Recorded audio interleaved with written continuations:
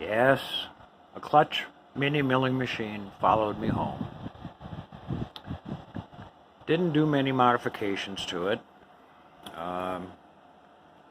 Got a rather inexpensive vise from Amazon.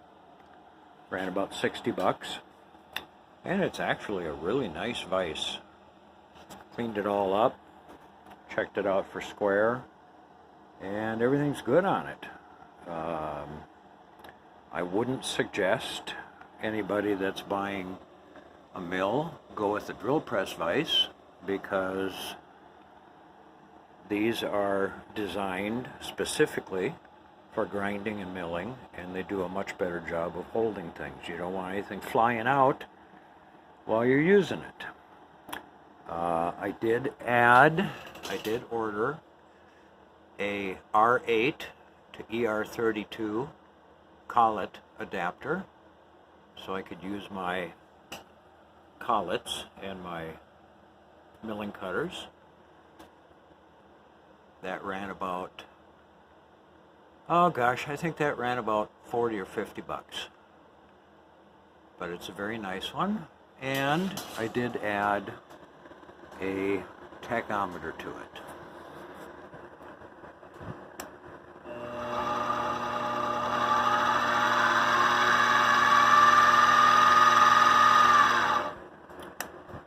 This is a Klutch 49657.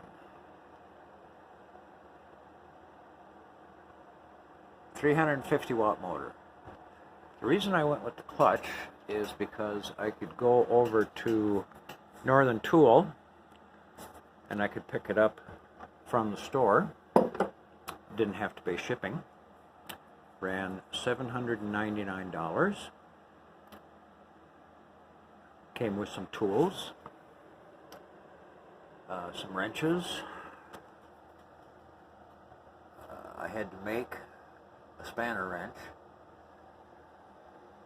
Came with this huge wrench for adjusting right and left angle on the column. Needed minor cleanup. Wasn't too terribly bad. Took about, probably a half hour to get all the grease off. But I took my time. I was careful.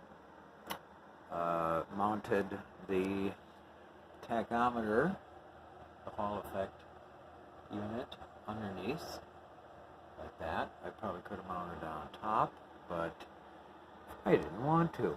So there. So, you can call it a Sieg, you can call it a Harbor Freight, you can call it a Klutch, you can call it anything you want. They come with different motors, different specifications for different companies, but all in all, it's probably the lowest priced mini mill, benchtop mill you can get right now. And I like it. I hope you're all jealous. Y'all have a good day.